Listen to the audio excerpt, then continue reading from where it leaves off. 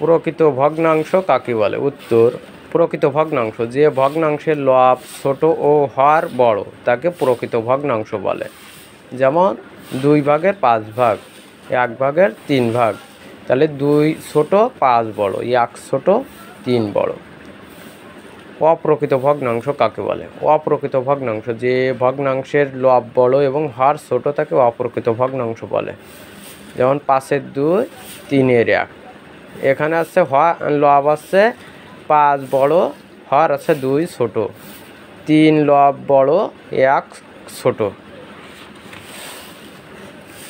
মিশ্র ভগ্নাংশ কাকে বলে? উত্তর, মিশ্র ভগ্নাংশ পূর্ণ সংখ্যার সাথে প্রকৃত ভগ্নাংশ যুক্ত থাকলে তাকে মিশ্র ভগ্নাংশ বলে। যেমন 2 পূর্ণ 2-এর 5, 5 পূর্ণ 2-এর 7। দশমিক ভগ্নাংশ কাকে বলে? দশমিক ভগ্নাংশ যে ভগ্নাংশকে দশমিক চিহ্নের সাহায্যে প্রকাশ করা হয় তাকে দশমিক ভগ্নাংশ বলে। যেমন 2.5, 7.3, 4.5। যেমন দশমিকের জন্য কি আসবে?